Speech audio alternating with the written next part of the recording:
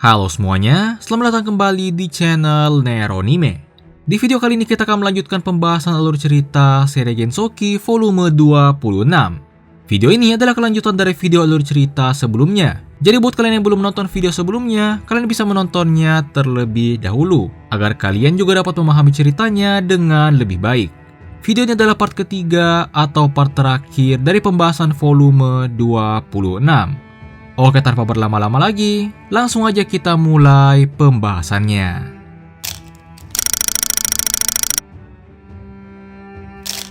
Berlanjut dari part sebelumnya, Shin berpindah memperlihatkan Dio Kyugenot di ruangannya.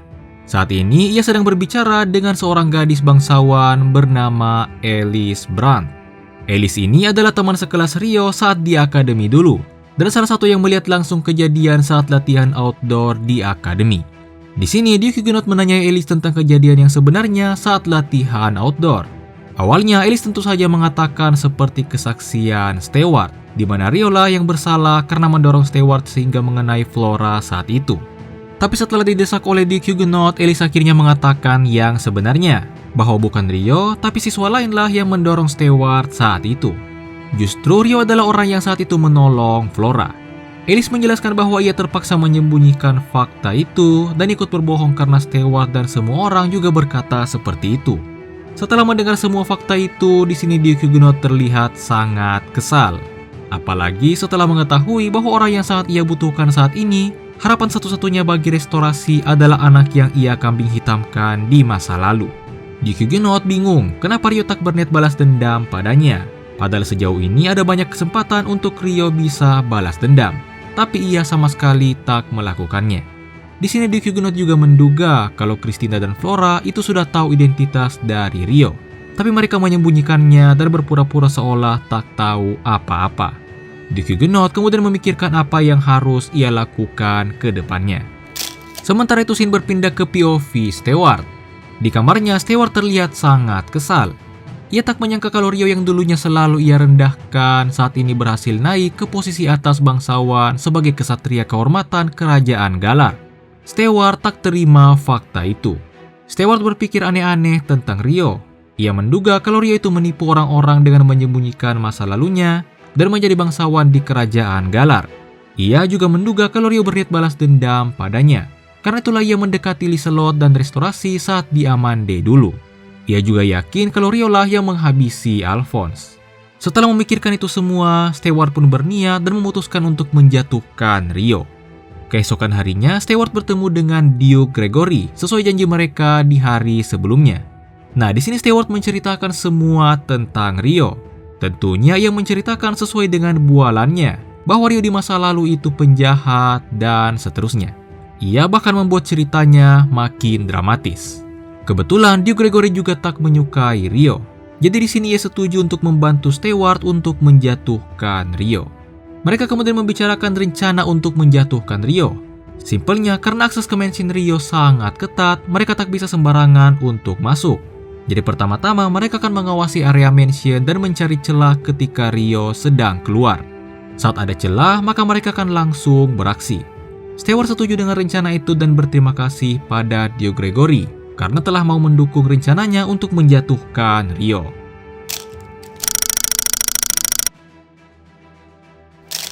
Di pagi hari setelah pesta menginap, terlihat rombongan Christina sedang pamit dan ingin meninggalkan mansion. Di sini terlihat kalau Flora dan Latifah sudah sangat akrab. Mereka terlihat berpelukan. Flora menyatakan niatnya untuk menginap di mansion lagi di malam berikutnya. Setelah itu, mereka semua pun pergi meninggalkan mansion. Beberapa saat setelahnya, di suatu ruangan di mansion, Ryo bertemu dengan Liselot, Miharu, Aki, dan Latifah. Sesuai rencana mereka sebelumnya, Liselot mengundang mereka untuk datang ke Rika Guild. Nah, melihat anggota yang diundang, di sini Ryo bisa menebak apa yang direncanakan oleh Latifah. Ryo kemudian mengatakan bahwa ia ingin berbicara sedikit dengan Aki. Di sini Ryo mengungkapkan bahwa karena ia memiliki ingatan Amakawa Haruto, ia tak bisa terus membiarkan hubungannya dengan Aki seperti ini. Ryo menyatakan kalau ia ingin memperbaiki hubungannya dengan Aki. Ryo balik bertanya pada Aki, apa yang ia pikirkan tentang Amakawa Haruto. Aki mengungkapkan kalau ia membenci Amakawa Haruto. Tapi itu bukan berarti ia membenci Ryo yang saat ini. Aki juga mengatakan bahwa dirinya hanyalah beban dan tak pantas menjadi adik Ryo. Ryo menyangkal itu. Ryo menjelaskan kalau ia juga ingin Aki bercerita dan mengandalkan Ryo jika Aki sedang kesulitan. Mendengar itu, Aki tiba-tiba menangis. Miharu memeluk Aki. Aki meminta maaf karena telah menangis. Ryo mengatakan kalau tak apa-apa untuk menangis.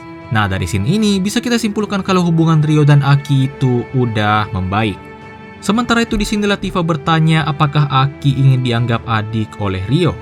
Aki tersipu malu. Latifah terus menggoda Aki dengan bertanya pada Aki mengenai panggilannya pada Amakawa Haruto saat ia masih kecil. Aki menjawab dengan malu bahwa ia memanggil Amakawa Haruto dengan sebutan Oni-chan. Latifah menyarankan bagaimana jika Aki memanggil Ryo dengan sebutan Oni-chan seperti dulu lagi. Mendengar itu, Aki pun terlihat makin malu. Scene kemudian berpindah ke beberapa saat setelahnya. Terlihat Ryo dan yang lainnya keluar dari mansion dan menuju ke Rika Guild. Sesampainya di sana, mereka membantu Liselot untuk uji coba produk barunya. Saat itu, Ryo tiba-tiba mendekati Liselot dan berterima kasih. Ryo tahu kalau ini semua adalah permintaan Latifah untuk membuat Ryo dan Aki akrab kembali. Dan Liselot membantu Latifah untuk mewujudkan itu dengan merencanakan semua ini. Liselot merasa malu dan menjelaskan kalau ia memang ingin melakukan uji coba produknya. Jadi Ryo tak perlu repot-repot berterima kasih. Sementara itu scene berpindah sedikit memperlihatkan Stewart yang mendatangi Dio Gregory di ruangannya. Stewart melaporkan pergerakan Ryo dan yang lainnya yang saat ini keluar mansion. Mendengar laporan itu, mereka pun segera bergegas untuk mengejar Ryo dan yang lainnya. Mereka mulai menjalankan rencana mereka. Kembali ke POV Ryo. Terlihat Ryo sedang makan bersama yang lainnya. Kali ini Ryo berterima kasih pada Latifah dan yang lainnya juga karena udah peduli pada hubungannya dengan Aki. Setelah makan, mereka kembali berbelanja. Mereka berpencar. Ryo hanya berdua dengan Latifah di bagian pakaian wanita. Nah, disinilah tiba-tiba mereka didatangi oleh Dio Gregory bersama Stewart. Mereka berdua menjelaskan kalau itu sebuah kebetulan bisa bertemu Ryo di tempat ini.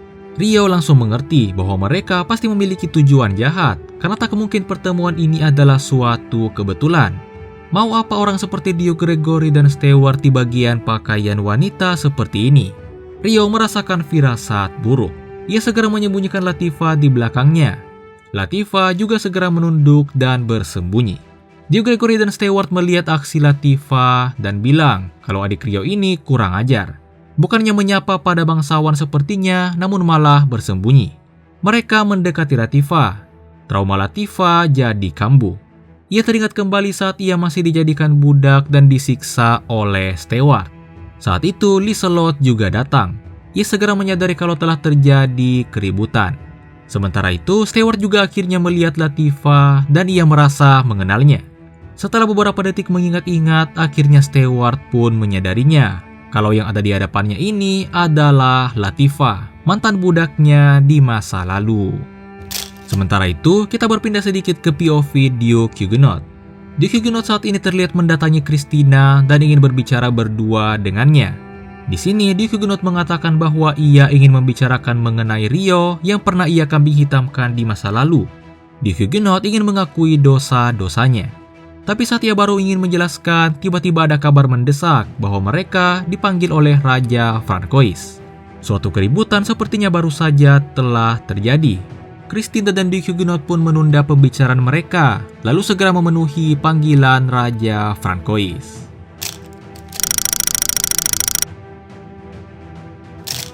Scene berpindah ke ruangan Raja Francois di kastil. Karena situasi yang makin kacau, Ryo dan yang lainnya memutuskan untuk membicarakan ini di hadapan Raja Francois agar mereka bisa menyelesaikannya dan meminta keadilan. Setelah semuanya berkumpul, Liselot menjelaskan semua kronologinya hingga saat dimana Stewart mengatakan bahwa adik Ryo itu adalah mantan budak Stewart di masa lalu. Di sini Ryo berpikir kalau semuanya diungkap, maka bisa jadi restorasi juga akan kena dampaknya. Jadi Ryo ingin menjelaskan semuanya dengan tenang dan sebisa mungkin tak melibatkan restorasi. Tapi saat itu tiba-tiba Dio Gregory dan Stewart menjelaskan mengenai identitas Haruto Amakawa yang sebenarnya adalah Ryo. Mereka menjelaskan bahwa Rio adalah seorang buronan di kerajaan Beltram yang kabur dan menghilang. Mereka menjelaskan dengan ekspresi puas seolah mereka akan menjatuhkan Rio di sini. Mereka juga menjelaskan kalau Celia, Christina, Flora, dan Roanna, serta Alice bisa jadi saksi untuk kasus ini. Raja Francois bertanya pada Rio apa tak masalah memanggil orang-orang tersebut. Rio di sini terlihat tenang, tapi di dalam hatinya ia sangat marah pada Stewart. Di sini Stewart telah melakukan kesalahan yang besar dengan membuat seorang transenden Raja Naga seperti Rio jadi marah. Rio dengan tenang menjawab Raja Francois dan mengatakan kalau itu tak masalah. Singkat cerita, Christina dan yang lainnya pun datang. Begitu melihat situasi dalam ruangan, Christina langsung sadar apa yang telah terjadi. Christina langsung minta maaf pada Rio. Sementara itu Duke Huguenot juga sama. Duke Huguenot sangat marah pada Stewart. Ia menatap Stewart dengan tatapan tajam. Setelah semuanya duduk, Liselot pun menjelaskan situasinya. Setelah mendengar semuanya, terlihat berbagai reaksi dari Christina dan yang lainnya. Dan yang paling parah adalah Duke Huguenot. Duke Huguenot sangat mengutuk Stewart dalam hatinya. Duke Huguenot itu sebenarnya ingin mengakui semua dosanya pada Christina dan berniat meminta maaf pada Rio. Tapi baru saja ia ingin melakukan itu, Stewart malah berulah dan situasi seperti ini malah terjadi. Stewart kemudian angkat bicara. Stewart menjelaskan daftar dosa Rio yang ia tahu. Setelah itu, Raja Francois mempersilahkan Rio untuk bicara. Di sini Rio dengan tenang akhirnya mengungkapkan identitasnya sebagai Rio di masa lalu. Dan benar bahwa adiknya Latifah adalah orang yang dimaksud oleh Stewart. Mendengar itu semua, Stewart tertawa puas seolah udah menang. Tapi di sini Rio menyangkal bahwa ia telah mendorong Flora dan bisa menjelaskan mengenai kenapa ia membebaskan Latifah dari perbudakan di masa lalu. Christina dan Flora juga bersaksi bahwa Rio memang tak bersalah atas insiden di akademi dulu. Stewart sangat kaget karena kedua putri malah ada di pihak Rio dan membelanya. Tak hanya mereka, bahkan Duke Huguenot, ayahnya sendiri juga bersaksi dan meminta Alice untuk menjelaskan faktanya. Alice pun menceritakan yang sebenarnya bahwa bukan Rio tapi siswa lainlah yang mendorong Flora saat itu. Siswa tersebut bersama dengan Stewart kemudian malah menuduh Rio. Dengan kata lain, Stewart-lah yang bersalah. Christina pun langsung menyuruh Vanessa untuk menahan Stewart. Vanessa pun langsung melakukannya. Di sini Goki juga membantu Vanessa untuk menahan Stewart. Goki juga sangat marah pada Stewart karena telah berani melakukan ini semua pada Rio yang merupakan tuannya. Goki menahan Stewart dengan sangat keras yang membuat Stewart akhirnya berteriak. Di saat seperti ini Stewart malah dengan sombong mengatakan bahwa ia adalah putra Duke Huguenot. Ia malah membanggakan statusnya. Tapi Duke Huguenot malah berdiri dari kursinya dan berjalan ke hadapan Stewart. Tanpa banyak bacot, Duke Huguenot langsung mengumumkan bahwa ia akan menjatuhi Stewart dengan hukuman mati. Ia juga mengatakan bahwa anak bodoh seperti Stewart tak seharusnya terlahir. Stewart sangat syok, bahkan ayahnya sendiri tak berada di pihaknya. Stewart kemudian mengangkat topik Latifah. Saat mendengar itu, Duke Huguenot langsung bersujud pada Rio dan meminta maaf.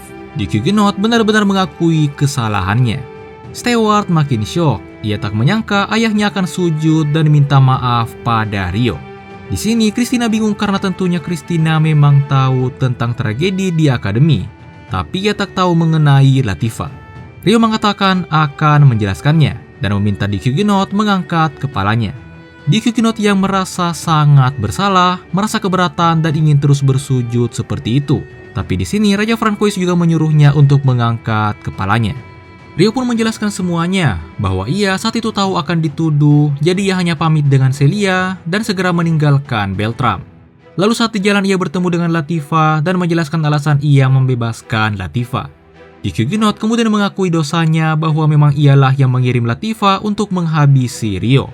Duke Huguenot juga menjelaskan alasan ia melakukan itu semua. Christina sangat terkejut. Duke Huguenot benar-benar jujur dan mengakui semua dosanya. Tapi di sisi lain, Stewart malah tak terima. Ia terus berusaha mengelak dan bahkan mengejek Rio. Saat mendengar itu, Christina sangat marah dan menyangkal perkataan Stewart. Terakhir, Stewart memanggil Duke Gregory untuk membantunya sesuai janjinya. Tapi Duke Gregory di sini lepas tangan, seolah ia tak terlibat lagi. Stewart udah kehabisan senjata lagi. Ia pun mulai menangis. Raja Francois sudah capek melihat Stewart. Ia pun segera memerintahkan untuk membawa Stewart ke ruang tahanan dan akan diproses di sana. Setelah Stewart dibawa pergi, ruangan pun jadi hening. Kini giliran Duke Huguenot. Raja Francois menyerahkan pada Rio untuk memutuskan hukuman Duke Huguenot. Rio awalnya bertanya pada Latifah, tapi di sini Latifah menyerahkannya pada Rio. Rio pun menjelaskan bahwa ia sudah tak memiliki niat untuk mengungkit dan membesar-besarkan kejadian di masa lalu. Jadi ia menyerahkan semuanya pada restorasi. Christina pun mengatakan bahwa akan memberikan hukuman dalam waktu yang dekat pada Duke Huguenot. Duke Huguenot mengatakan bahwa ia akan menerima hukuman apapun. Ia takkan lari ataupun bersembunyi. Dengan begitu, Christina dan yang lainnya bersama Duke Huguenot pun keluar dari ruangan. Saat itu, Latifah tiba-tiba memanggil Flora dan Roanna. Sambil malu-malu, Latifah mengingatkan mereka tentang janji untuk menginap malam ini. Latifah akan menunggu mereka. Mendengar itu, Flora langsung memeluk Latifah sambil menangis. Flora menjelaskan bahwa tentu saja mereka akan datang. Flora meminta maaf atas kejadian di masa lalu saat di akademi. Menurutnya, kalau saja kejadian saat Flora jatuh ke jurang itu tak terjadi, maka semua ini mungkin takkan terjadi. Tapi di sini Latifah menyangkal dan menjelaskan bahwa tanpa kejadian itu ia takkan bisa bertemu dengan Rio dan juga Flora seperti ini. Jadi menurutnya Flora sama sekali tak bersalah. Latifah malah berterima kasih pada Flora. Flora pun terharu dan mereka pun terus berpelukan seperti itu selama beberapa saat.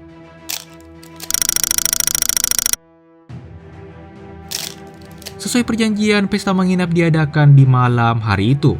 Pesertanya sama seperti di hari sebelumnya. Singkat cerita, setelah semuanya asik mengobrol, mereka pun tidur. Di malam hari, ketika jam tidur, Rio dari kamarnya menyadari ada seseorang yang sedang berdiri di taman mansion. Kondisinya saat ini sedang hujan deras, jadi orang itu juga pastinya sedang kehujanan. Rio pun segera ke taman dan mendatangi orang itu. Nah, ternyata orang yang berdiri kehujanan di taman itu adalah Christina. Rio memperluas area seni roh anginnya agar Christina tidak kehujanan. Tapi di sini Christina terus menolak dan menjauh dari Rio. Christina bilang ia sedang ingin hujan-hujanan. Di sini Rio teringat dengan perkataan Lina yang menyarankannya untuk menjadikan Christina familiarnya. Oh iya, by the way, Rio saat ini memiliki dua otoritas transenden, yaitu otoritas Raja Naga dan otoritas Dewa Bijak Lina yang ada pada Aisia. Jadi saat ini Rio bisa membuat hingga 6 familiar, yang berarti sisa 5 lagi selain Sora. Oke, lanjut. Rio kemudian memutuskan untuk melepaskan seni roh anginnya, sehingga ia juga jadi basah kehujanan, sama seperti Christina. Christina bertanya, kenapa Rio melakukannya? Rio hanya menjawab bahwa kebetulan ia juga ingin hujan-hujanan. Ia akan menemani Christina seperti ini.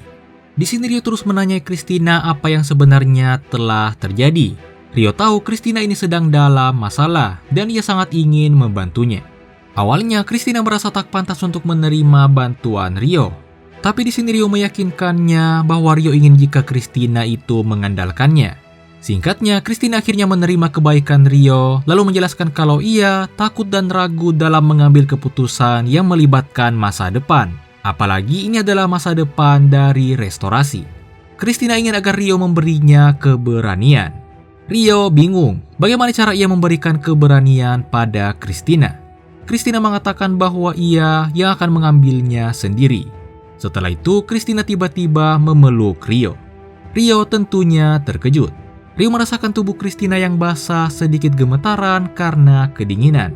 Rio menyadari dan tak menyangka bahwa gadis lembut yang tampak begitu rapuh ini harus menanggung masa depan kerajaan Beltram yang begitu berat. Rio sekali lagi teringat kembali perkataan Lina yang menyarankannya untuk menjadikan Christina familiarnya. Melihat Christina yang gemetaran, Rio pun dengan lembut memeluk balik Christina. Dengan begitu, Rio dan Christina saling berpelukan di tengah hujan malam hari. Dan disinilah volume 26 seri Gensoki ini pun berakhir. Nah, mungkin itulah semua untuk pembahasan alur cerita volume 26 ini. Volume 26 ini adalah volume terbaru untuk saat ini. Untuk volume 27 selanjutnya, kabarnya akan rilis di tahun 2025 mendatang. Dan kita akan melanjutkan alur cerita ini ketika volume 27-nya telah rilis nanti. Nah, jadi mungkin itu saja untuk video kali ini. Jangan lupa untuk like dan subscribe, dan sampai jumpa di video selanjutnya.